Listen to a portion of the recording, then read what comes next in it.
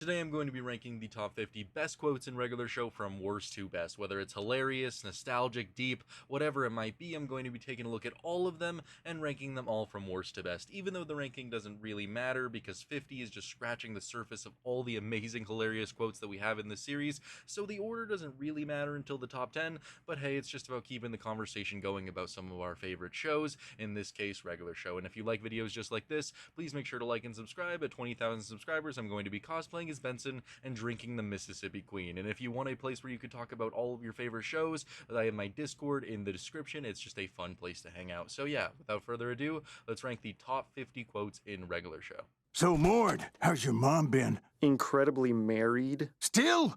At number 50 is going to be Lazy Dave, and in the episode Donut Factory Holiday, he is trying to help Rigby get his hand out of a VCR tape, and just what always catches me so off guard about this episode is how they walk in there and this man just has an infatuation with Mordecai's mom, because apparently they used to date back in the day, and he just keeps asking so many questions about his mom, which makes it really funny, but also really awkward, which is why it's earning the number 50 spot. They're for real men. We're men. No women here. I haven't seen a woman all day. And at number 49, I mainly put this one on here so that High Five Ghost would at least make the list, because this guy is just so unloved that he doesn't really get any quotes in the series. But I mean, this is an appropriate thing to say when, you know, people are questioning your manhood. I haven't seen a woman all day. So yeah, that kind of makes sense. That checks out. I guess the only other quote that would really work for him is him pounding on the door saying, "Celia!" in the episode postcard. But that's pretty much it for him.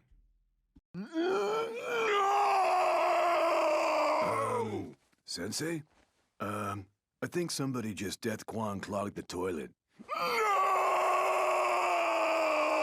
At number 48 is from Death Punchies, and Sensei's scream is just really what makes this all the more funny. I mean, you have his initial just screaming no because Mordecai or Rigby or whoever steals the pages, and then just this random dude walks up, and instead of saying somebody clogged the toilet, he just somebody clogged the Death Quan toilet, just followed by his scream. It just makes it so hilarious. Yo, Chuck, your Mississippi Queen was Mississippi lame. Yeah, it's not even spicy at all. Yeah, well, that's called beginner's luck. Luck.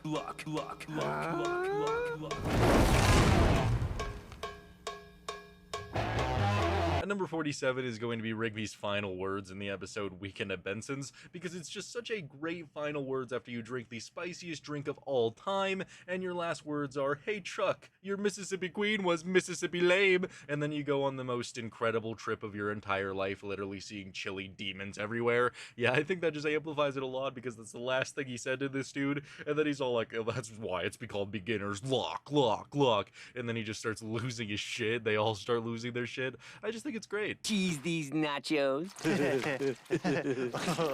Number 46 is just a very simple, very admirable, just, you know, bonding of the buddies, really. This is the type of moments that I love so much from Mordecai and Rigby, where they're just doing the, like, dumbest shit like this. Like, why are they just sitting together, just going, cheese these nachos? And then just what amplifies this even more, I'm not really going to count it in the quote, is just the fact that Rigby just chucks them right after this, because he over cheeses them. I guess we overdid it with the cheese, huh?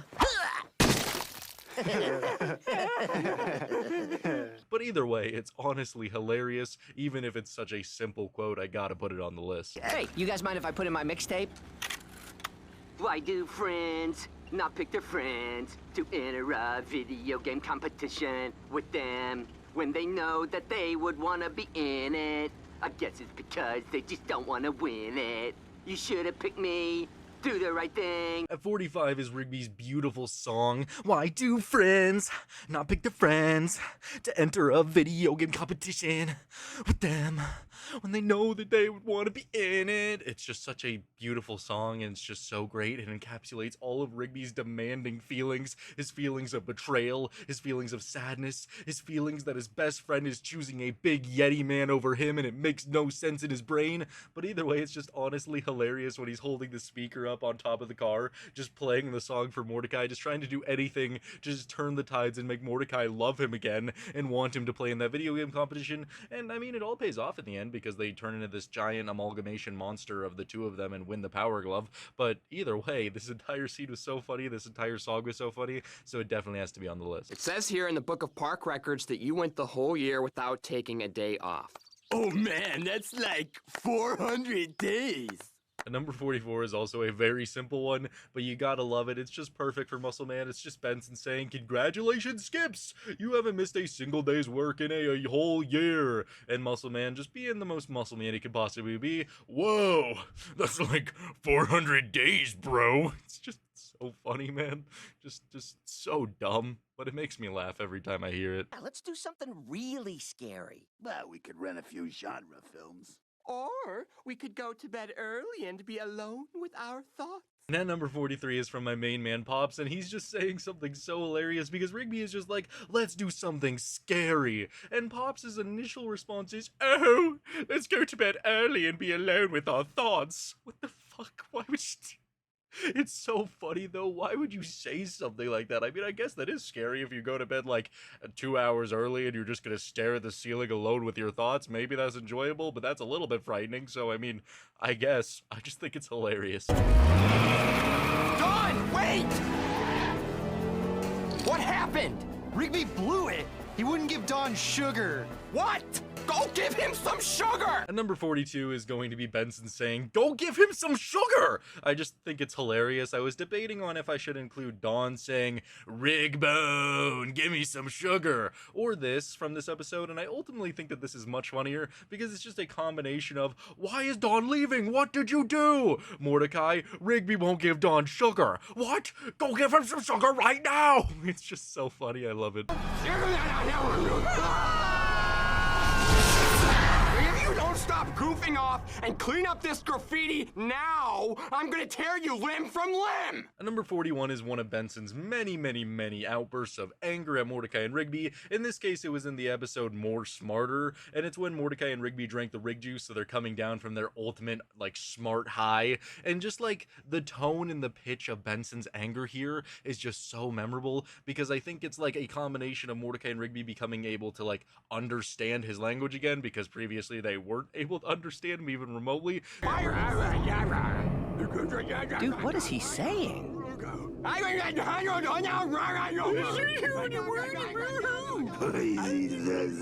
So just the combination of that makes him sound terrifying as he says, "I'm gonna tear you limb from limb," and I love it. And as you can clearly see, C equals 8.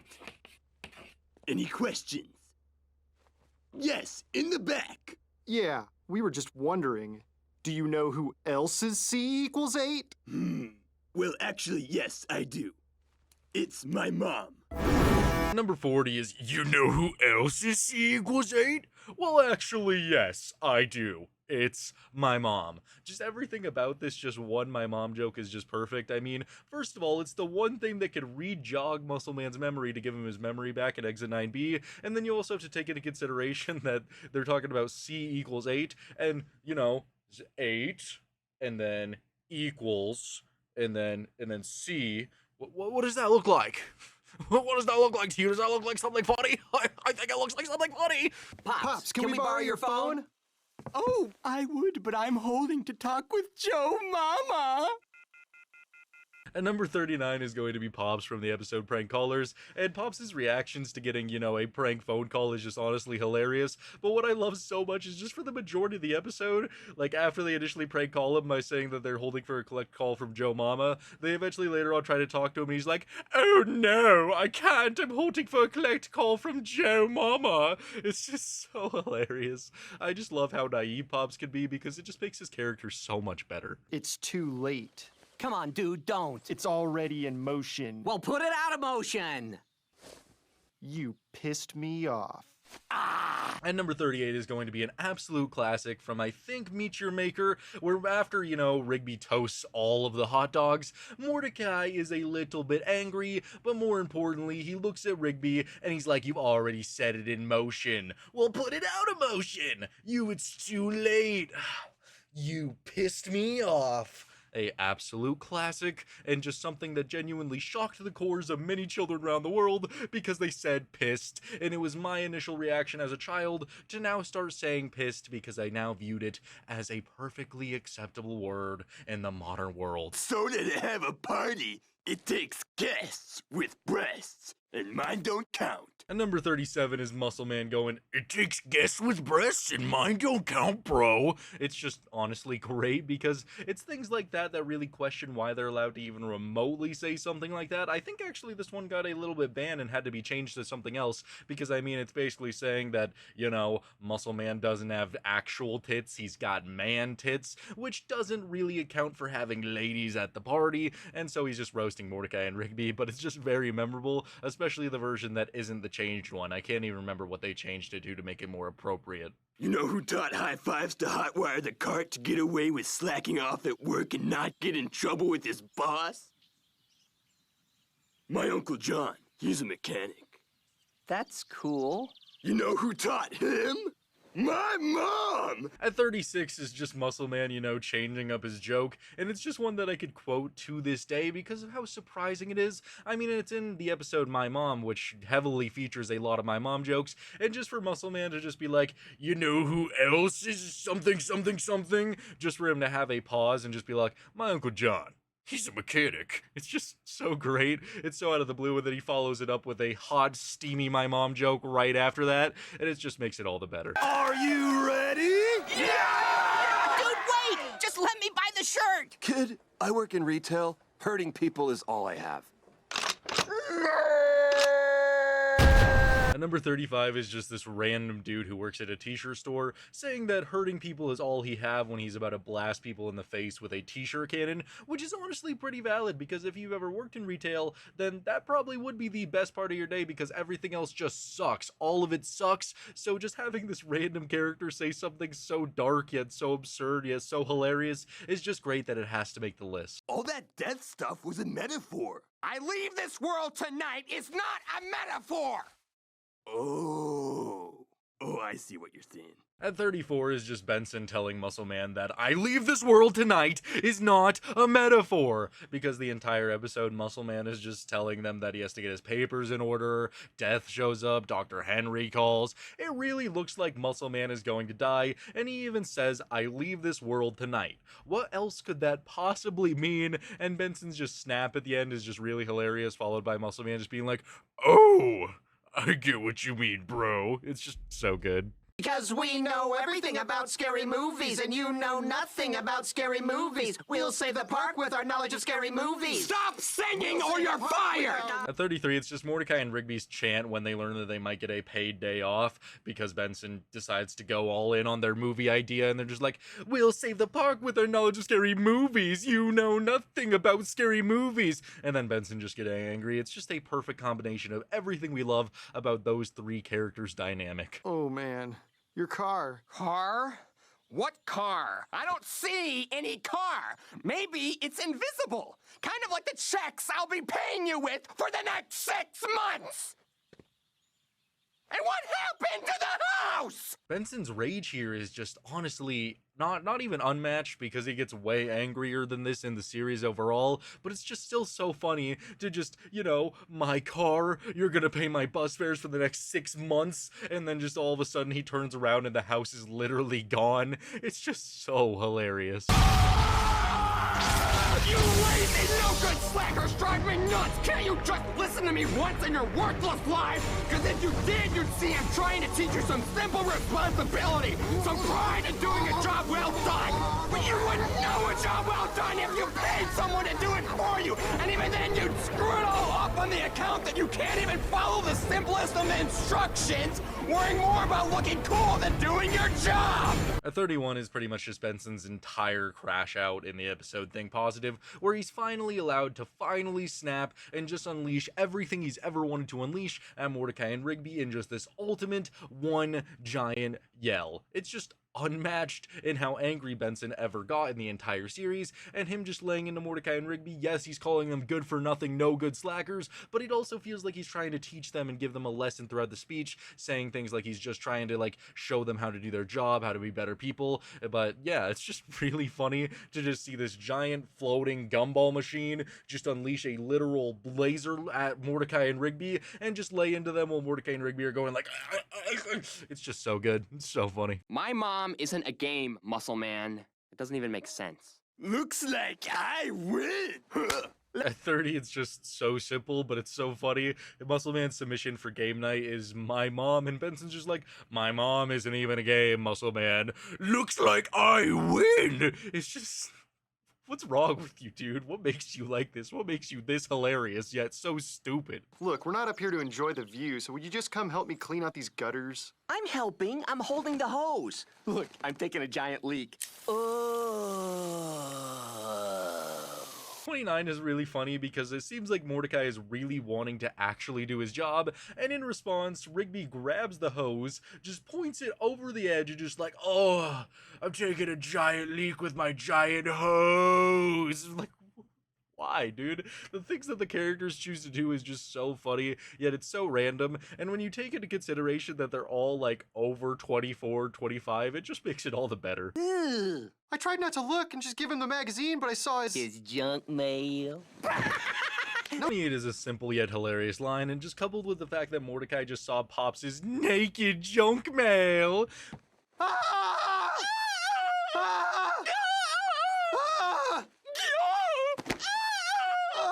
Just Rigby following it up with saying something that just, you know, probably just brings it all rushing right back to his eyes, back to his head, is just honestly hilarious because Mordecai's trying to confide into Rigby and tell him what he saw, and Rigby's just like, his junk mail. It's so funny. Holy crap. Hang up that phone!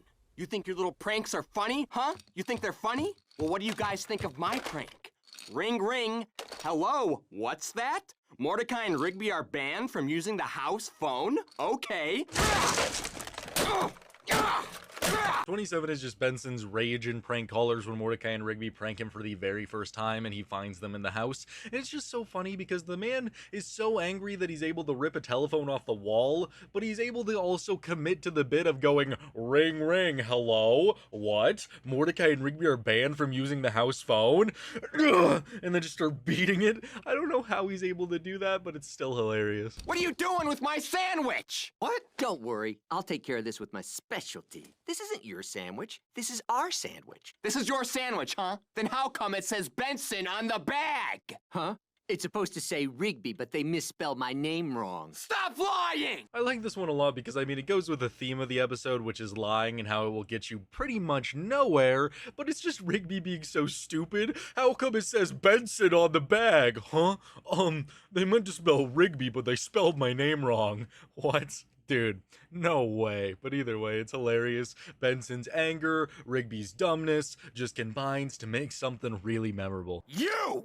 Whoa, hey Benson, before you freak out, we totally set up those chairs. Woo, this birthday party is hot! So we're cool, right? You idiots! That's the last time I entrust you with something important, like the chairs!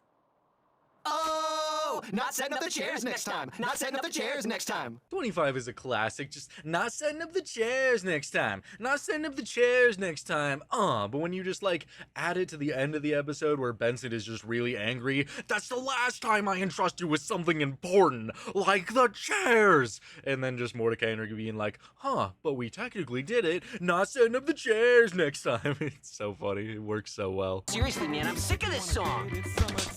Get off! Oh my gosh, it's a ghost tape! Dude, calm down. It's not a ghost, it's just music. You can't touch music, but music can touch you.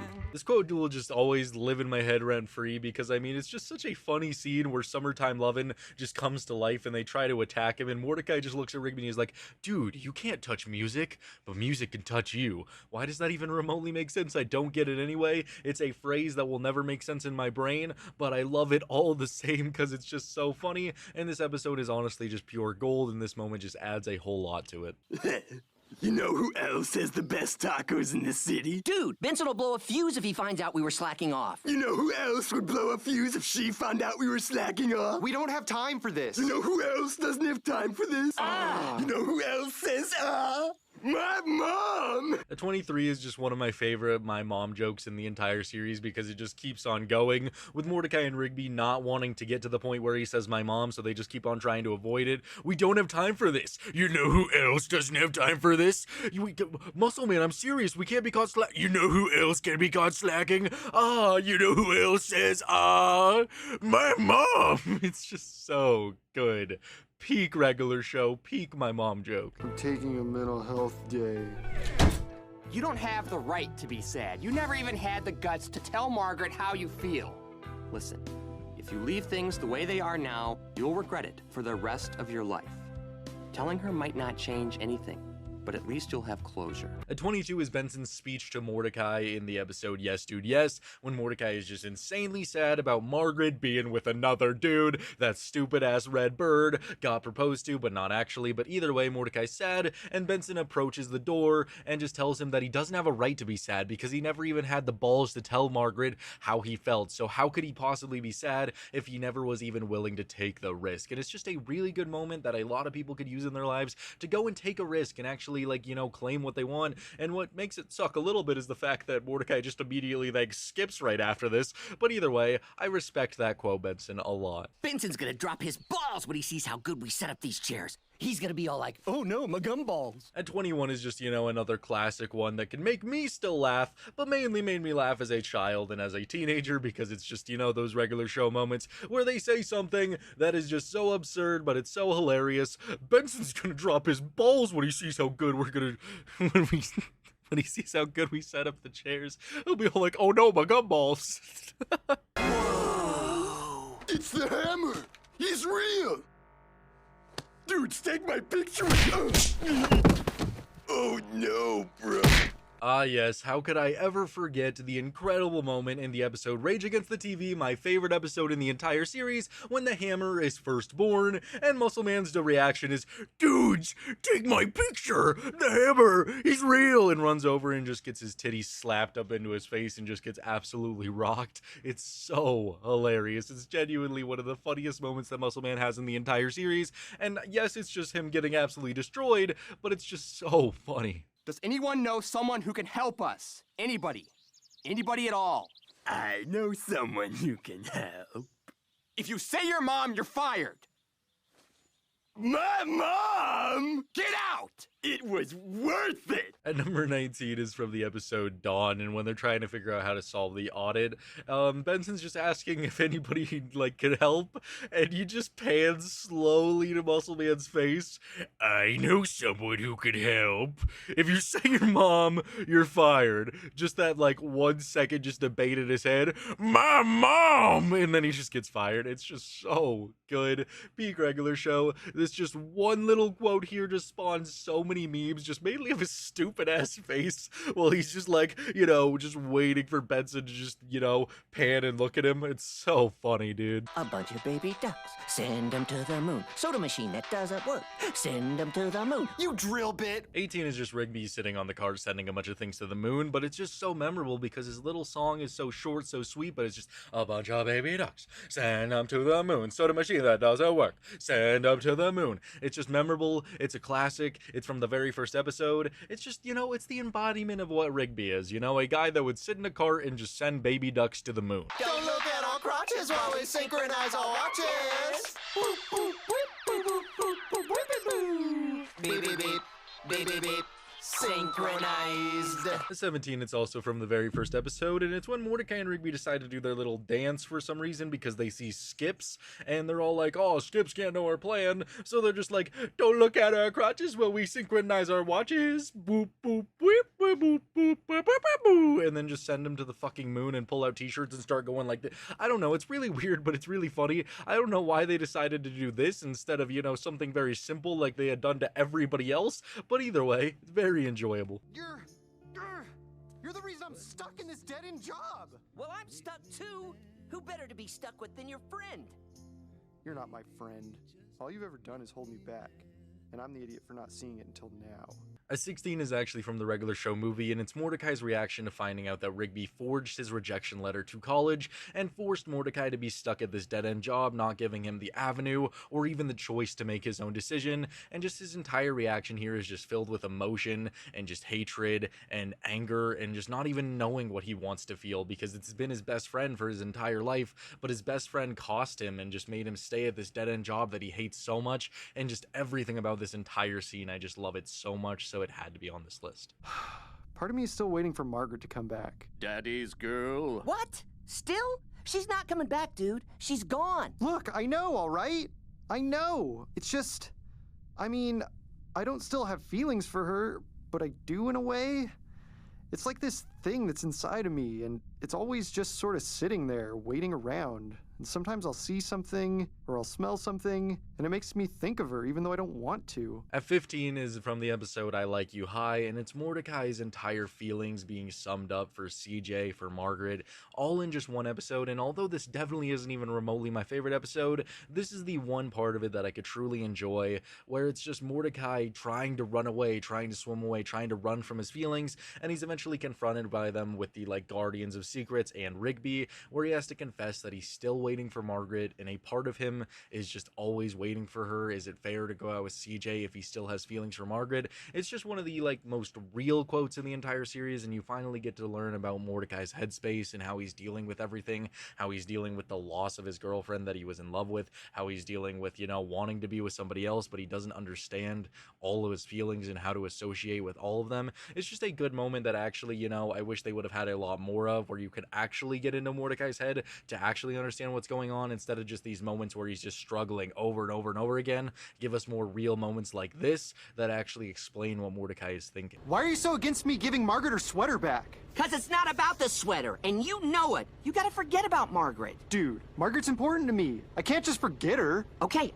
You don't have to forget her, but you have to get over her for real. Staying like this is messed up, and it's messing you up. I want my friend back. At 14 is from the episode Laundry Woes, and we're finally getting into, the quotes that actually have a lot of meaning, importance, or are just really hilarious and just are super important to the show, because in this case it's from the episode Laundry Woes, a very, very horrible episode, but a episode that is necessary to deal with Mordecai's loss of Margaret and Margaret going on to college. And in this episode, Mordecai really wants to give Margaret a sweater because he went...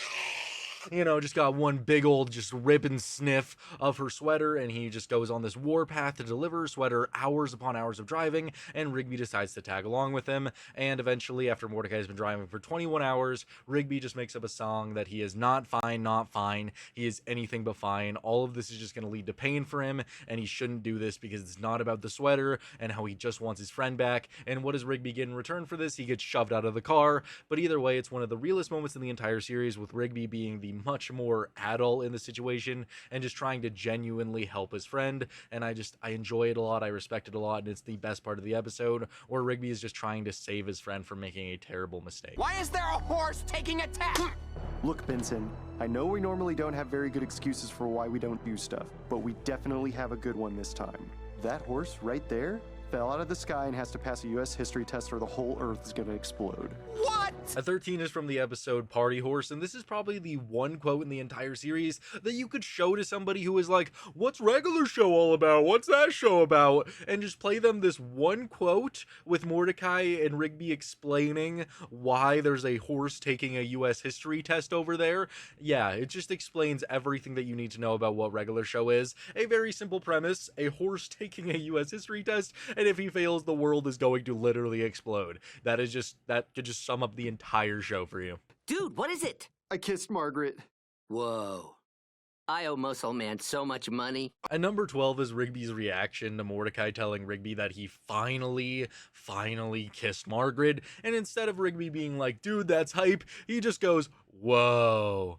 I owe Muscle Man so much money. It just always catches me so off guard, and it's just always so hilarious. It even ties back to an earlier episode where they decided to make a bet, and so that being Rigby's initial reaction to this is just honestly so perfect. Skips! We tried it the nice way. Now we do it the Skips way. At number 11 is the Skips way from the episode Rigby's Body, and does Skips really have a more iconic moment to most people than this, really? Because, I mean, it's just Mordecai being all like, Skips, and then Skips runs up to the villain of this episode, the basketball guy who is now in Rigby's body, and it's just like, we tried this the nice way, now we do this the Skips way. And it's just so funny. I love it so much. And then he just chases the guy. But either way, it's a great moment for Skips, and I think it's genuinely his most iconic, most recognizable moment in the entire series. Did you put pizza all over this house? Don't deny it. I saw you put pizza all over this house. And you're just as guilty. Don't think I didn't see you do the whole thing. Guess what? You're cleaning it too. Don't worry.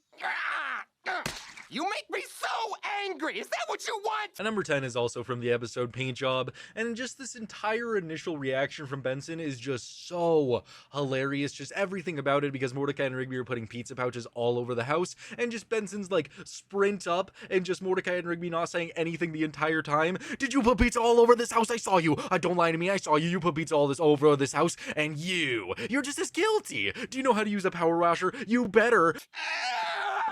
This is a pressure washer. You know how to use it? You better. Otherwise, I'm gonna fire you. You're cleaning every last inch of this house, or you're fired. Do I make myself clear? You what? Just everything about it is just so great. Just I love how they just lean into Benson being just such a angry, reactionary person, because it works so well throughout the entire series. And this is probably one of my favorite crash outs in the entire series of Benson, because it's just so good. It goes on for much longer than it needs to, but it just keeps on making me laugh every time I see it. It's fantastic. Hit the lights. It's almost 8 p.m. Whoa! Skips is gonna be so surprised when he comes in and sees us totally naked. It's not that kind of party, muscle man. Oh. Don't turn on the lights. And number 9 is from the episode Free Cake, and it's a very simple moment where just, Benson is all like, it's almost time for Skips to come for his birthday party, turn out the lights, and Muscle Man just decides to strip down, and Skips is going to be so surprised when he comes in and sees us totally naked. Oh, it's just so good. Peak regular show moment right here. It's so funny. The Parkside Lux. This ballroom used to host the most elegant balls in its day. Whoa. Were they big? These balls were huge. And number 7 is from the episode TGI Tuesday, and when Benson is showing them, the park ballroom, Rigby just is asking a little bit of questions about all the balls they used to host, and Benson is all like, oh, these balls were huge! And yeah, it's just a very simple, very low effort joke, but either way, it's amazing, it's great. It's probably one of the most iconic jokes in regular show, because I still see clips from it to this day, all the time, because it's just one of those jokes, man. How big were the balls? Oh, they were huge! You're all like, that'll never happen. And then we'll get all cool and you'll be all like, whoa. And then we'll be all like, in your face. And then I'll be all like, get back to work. Now this quote from the episode Cool Bikes, I feel like it has more significance when Benson tends to pull out the literal gun and shoot him in the face. You're all like, that'll never happen. And then we'll get all cool and you'll be all like, whoa. And then we'll be all like, in your face. And then I'll be all like. But either way, the initial clip is also really funny, where it's just Mordecai and Rigby just, trying to prove that they deserve the cart and prove to Benson that they could become cool and be like, whoa, that'll never happen. And we'll be all like, in your face. And I'll be all like, get back to work. It's just so good. Benson just deciding to talk just like him is just so funny, just comboed with his anger, just makes it so good. Excuse me, sir, can I have a raise? Come on! I'm telling you, dude. Ham boning. No. Ham boning will save your life someday. It'll be all like, what? You trying to mug me?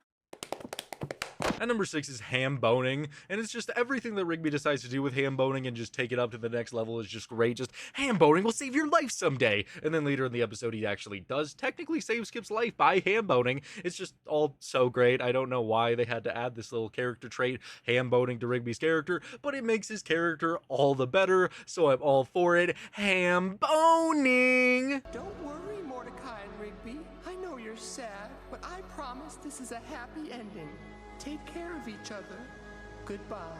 Coming in at number 5, it's going to be during the sacrifice of Pops. I was struggling to choose between what Pops moment I truly wanted to put on here from the final episode, but I'm deciding to put his conversation with Mordecai and Rigby as he's flying towards the sun, saying to not worry and that it's going to be okay and to take care of each other, and that he promises that this is a happy ending. It's just so sad. All of it is so sad. They truly, for what season 8 was and how it was so different from the show, they truly did manage to pull it all together and give a truly good ending, and an emotional ending at that. And this is one of the most emotional just quotes in the entire series. And that's how I became immortal. I'll skip till the end of eternity. It's my way of being close to her.